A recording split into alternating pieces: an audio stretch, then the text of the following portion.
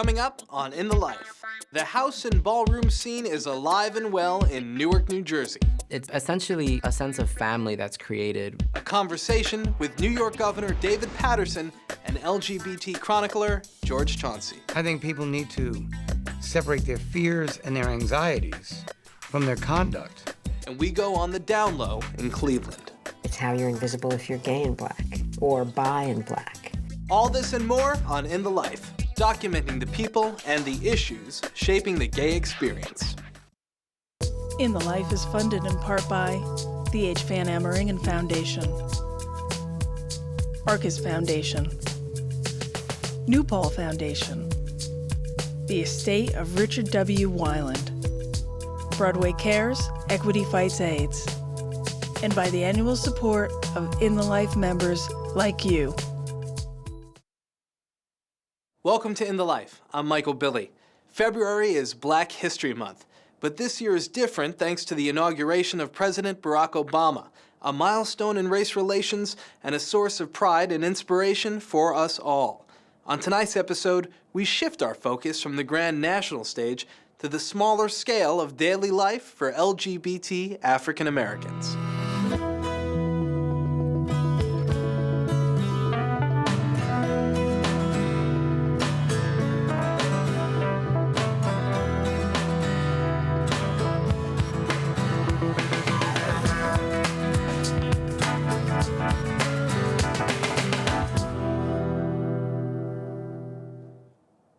In 1990, the film Paris is Burning documented the flair and cultural importance of the gay ball scene and the African American and Hispanic LGBT people who thrive in it. The ball community, carefree, artistic, and sexually charged, spread beyond New York across the country, as HIV/AIDS also spread. New Jersey rates 5th in the nation for overall cases of HIV/AIDS. Facing the music, individuals and organizations in Newark have responded by targeting the ball community. Houses like the House of Jordan have become active in promoting HIV awareness as well as testing for HIV at their events. Tonight we examine one of those events, the Enchanted Ball, to see how activism and artistry come together in the latest incarnation of the ball movement we call Ballroom 2.0. It's not just about ballroom tonight, it's really about being aware, protecting yourself. Make a promise. These bands represent the promise. Take an HIV test. This is a ball where people come and have fun. Ballroom has gone all the way back since the 1800s, and the late 1800s to the 1900s. And they used to have balls in the 1930s during the Depression era called the Beaux Arts balls. There was people that were poor, there was people that were rich, and they would all go to these balls. The ball scene peaked in the 80s, and with the release of Madonna's hit single Vogue in 1990, the scene found a mainstream audience.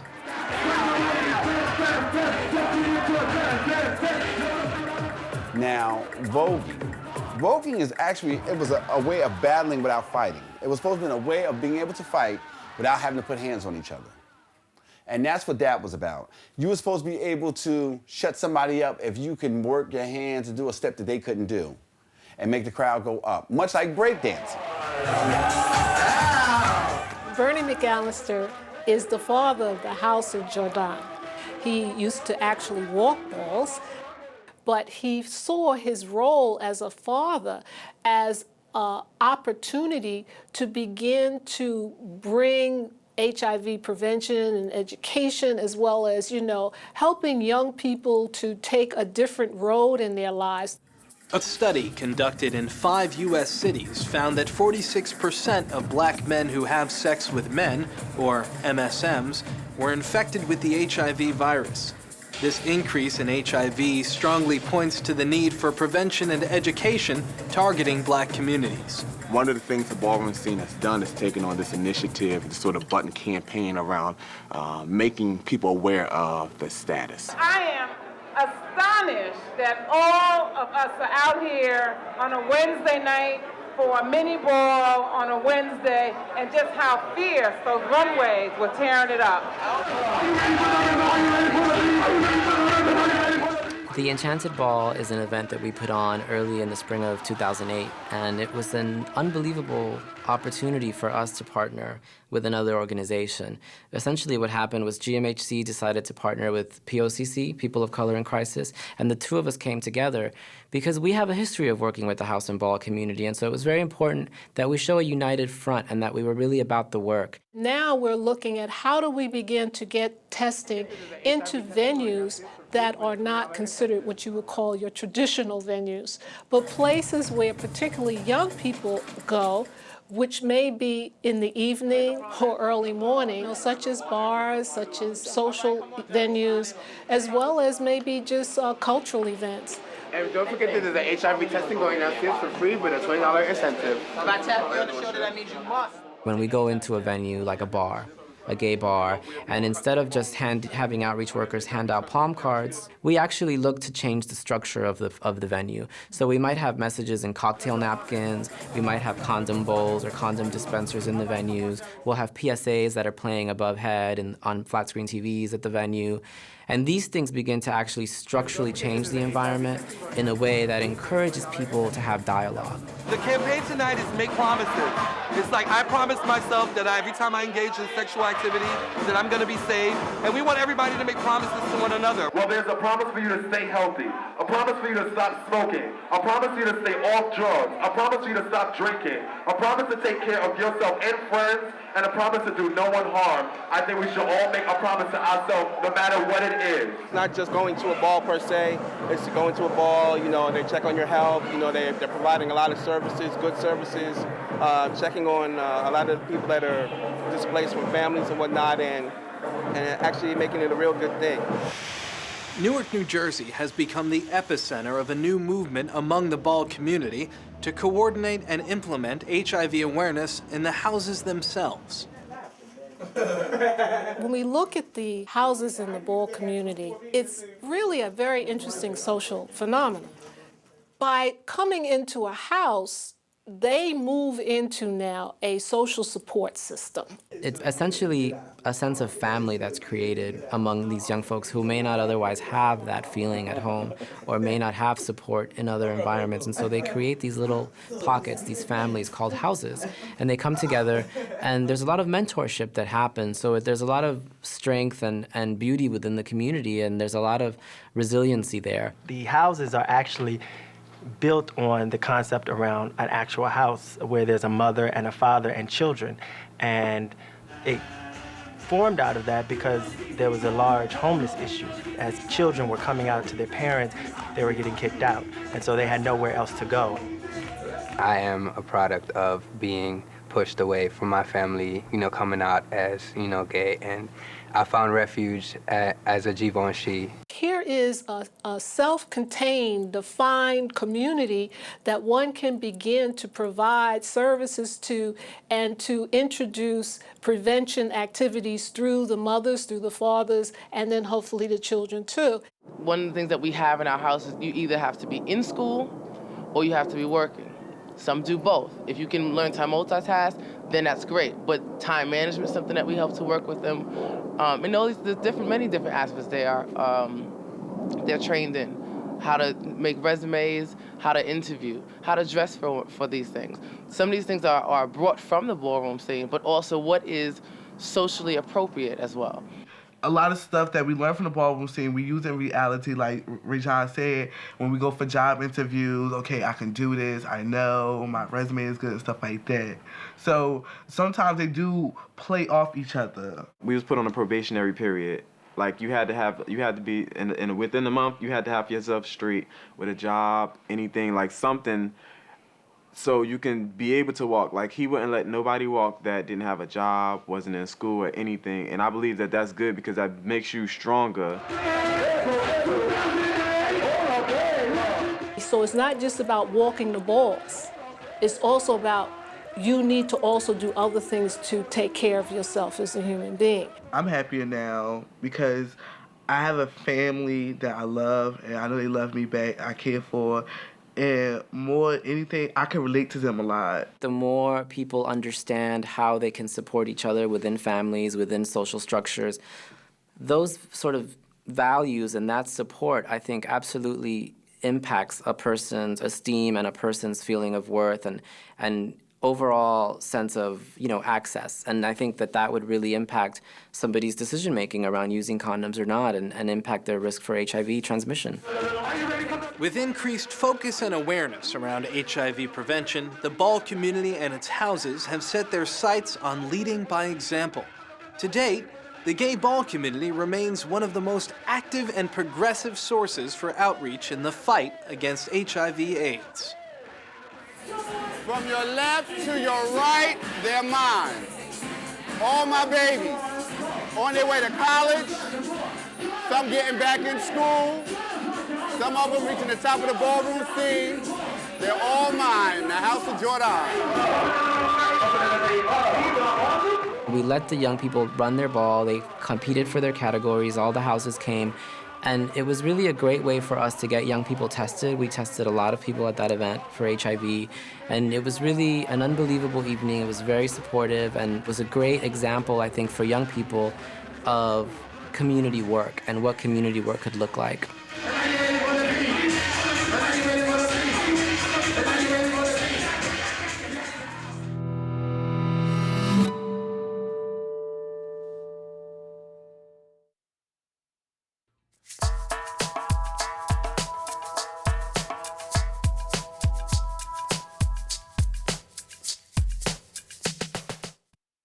If some politicians think it's too risky to support gay marriage now, imagine the moral backbone it took 15 years ago. But David Paterson did stand up for marriage equality back then as a New York State senator. And now, as governor, he's leading the charge to legalize gay marriage in New York. Governor Paterson says his longtime commitment to gay civil rights has deep roots in his experience as a blind African American and childhood memories of gay family friends he called uncles. He talks tonight with Yale professor and LGBT chronicler George Chauncey. Welcome, Governor Paterson. It's good to talk with you again. Thank you very much. This last spring, you electrified the supporters of gay marriage equality when you directed state agencies in New York to treat the marriages of people, same-sex couples who got married in California, Massachusetts, Canada, and other jurisdictions with full respect and full equality. This was an unprecedented move and a really courageous decision, which was acclaimed by many people and denounced by many others. So I would love to have a chance to talk with you about what some of the sources are of your support for gay equality, and then to move on to the question of gay marriage in particular. Well, I would like to think that even if I were not a supporter of marriage equality, that I would have given full faith and credit to the legislation of other states where New York does not have any statute prohibiting that. I don't think there could have been any other way that a public official could have acted as governor than the way I acted, unless they chose to unilaterally ignore the Constitution of the United States and the Constitution of New York. Now, I guess a lot of people do that, but I'm not one who's going to. I wonder if you could talk some about what the background is to your long-term support for gay rights. When I was pretty young, I learned that I had a disability and would be discriminated against it, oddly enough, by other African Americans. Even the president of our local NAACP chapter wouldn't let me have a job when I was a teenager, working in a catering service where he had a lot of my friends working, because no one asked me if I could pack lunches for children. Similarly, I was once in a conversation in a room full of blind people who didn't realize that I was African American, and I heard some of the most racist remarks I've ever heard in my life. So I think I learned early on that there's a universality to the inability to understand other people, how they live their lives, what they look like, where they originate. And I think as far back as I can remember, I was someone who, because I was isolated in many situations, wanted to speak for those who were also isolated but might not have a voice. My parents knew a I guess, was a gay couple, and we knew them as uncles, and we even stayed over their apartment building that I now live in, even when my parents were on vacation. So I guess I had a comfort zone with gay and lesbian people from an early age. And I think it's tragic that at this time in our history, we have 23 world conflicts, civil wars in many countries, that we actually have to spend that much time trying to figure out how to leave everybody alone. We're having a tremendous economic crisis in this country. And I think pretty soon, people are going to have to borrow money from their neighbors to get gasoline to drive their cars. And I don't think they'll care whether their neighbors are living with men with other men or women with other women, or a man and a woman. It's just an affection that, in my opinion, is as pure as it is perfect. So why do you think so many people are upset by the idea of gay marriage? I mean, you just made a really eloquent case for why people shouldn't worry about this and take it as a matter of course. And it obviously has become such a contentious issue. I think people need to separate their fears and their anxieties from their conduct. Now, I remember the first time I saw two men kiss. I was standing there. I thought I was going to have a stroke. It was just something I'd never seen before. Mm-hmm. And it made me feel uncomfortable. And I think that I understand that people have these anxieties, and I think that although I'm now a lot more comfortable, things happen in my life even today that I'm unaccustomed to, unaware, have no reference for, and I probably react the same way as we all do. Mm-hmm. A little chagrined at first. We don't really know how to take it. Our instant responses are often somewhat negative. But then it comes to your conduct. Here's where you have conscience, the ability to think about things before you act. And why, if anyone thinks some of the absurd views that, for instance, that the gay and lesbian lifestyle affects children. Well, there were times when there was very little evidence of gay or lesbian lifestyles in our society. Didn't seem to, how did the children become gay? Because they were born that way. Mm-hmm. It's really very simple. Now, a group of ministers came to see me recently, very upset that I would be in favor of marriage equality, and said they thought we should just have civil union. And so when we were fighting for civil union, I never saw any of you come in here to support it. And they said something like, well, they're going to do it anyway, so you can't stop them. Mm-hmm. So then let's not stop them from getting married. I wonder what's your sense of how the place of gay people has changed in African American society in the last several decades. There seemed to be among black people a little resentment that I would see it as similar as a civil rights issue. But I don't think that's coming from reason.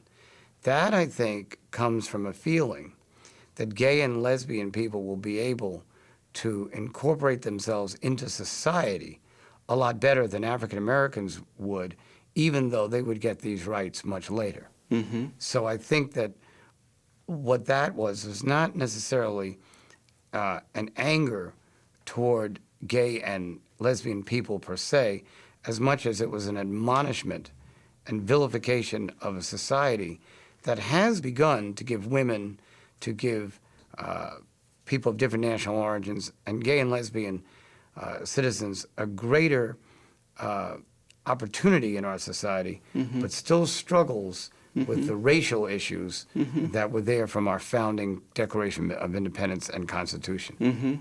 Just because the society is still discriminating is no reason for us to line up as if there's some seniority that exists among those who are obtaining rights. We all should have had them from the very outset of this country and should be fighting for them every step of the way.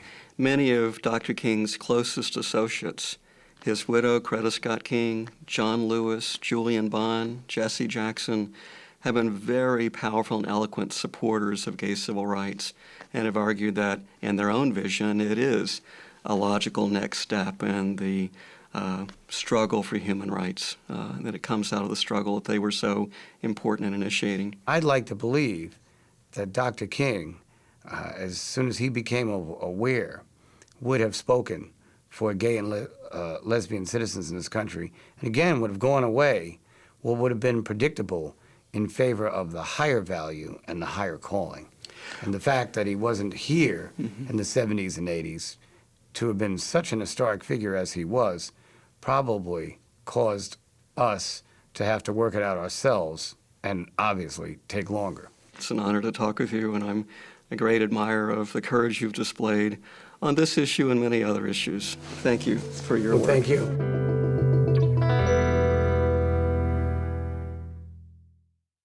Governor Paterson observed that prejudice against LGBT people among African Americans and Hispanics is fueled by the ethnic discrimination they have suffered.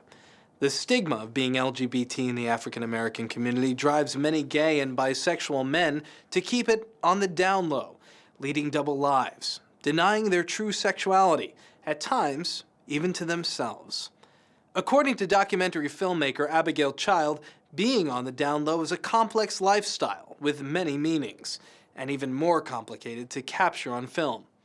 In our Reel-to-Reel, we talk with the filmmaker who followed 4 men in Cleveland for her documentary, On the Downlow.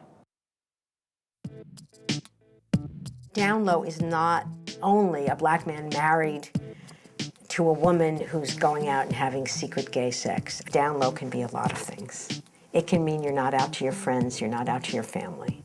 It can mean you need to protect your job, you need to protect your relations.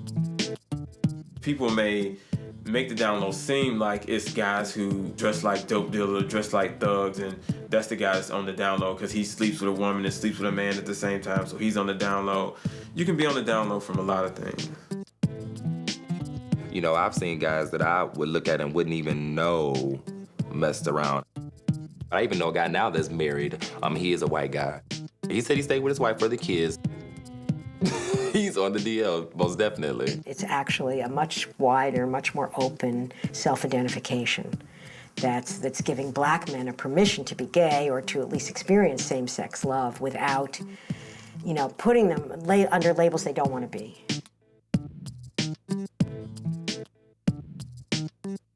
It's about being black in America, how you're invisible.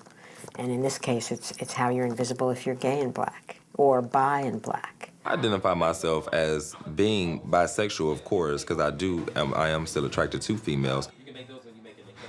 As far as being on the down low, that comes in with the territory, depending on where I'm at. Well, I didn't know y'all made them at your store. People may look and perceive one thing, but they'll never say it because they can never tell. Are they down low? Are they bi? Are they gay? And, you know, they self-identify as down low, and I think it is African-American sense of not being gay. It's got more masculinity about it. You can be a thug and down low. You can be, you know, you can be anything. A thug is always in the ghetto and always, you know, in the streets, and that's where I'm at. I came up in the streets. I lived in the streets. So I'm a thug. Like, my real family, they probably would disown me if they knew about me. And I probably wouldn't have some of the friends that I got now out here if they knew about me.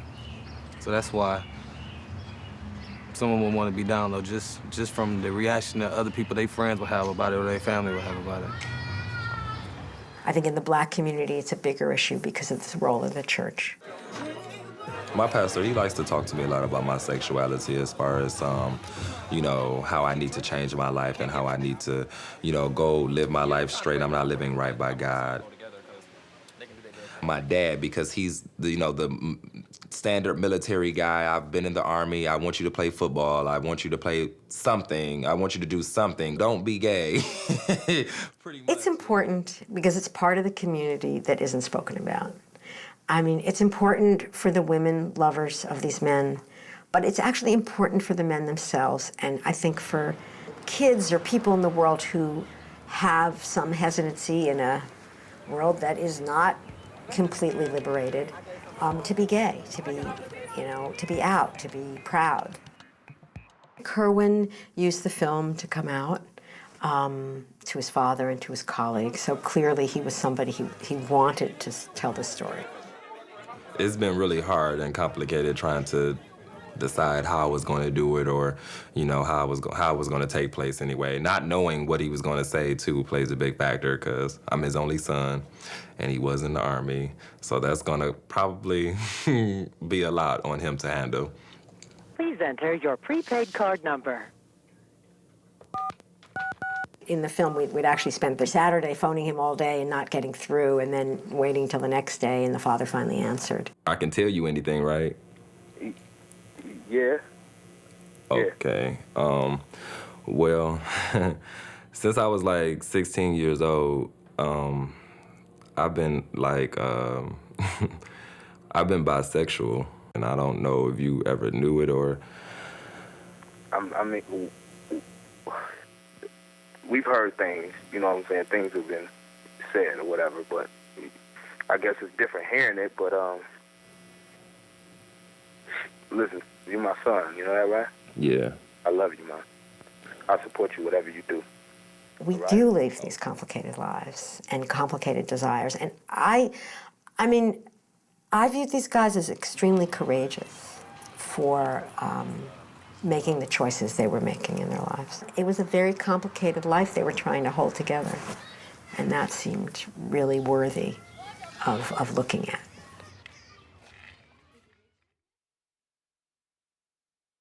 Thank you for watching In the Life. To learn more about how tonight's stories affect you and to hear more about the issues and people shaping the gay experience, please visit our website at inthelifetv.org. You can also sign up for monthly air date alerts and download past episodes 24/7. I'm Michael Billy. Thanks for tuning in, and please join us next month.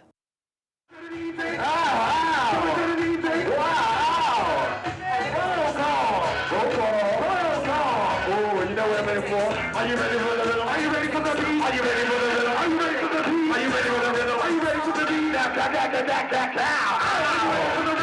for the beat? Are you ready for the beat? Are you ready for the rhythm? Are you ready for the beat?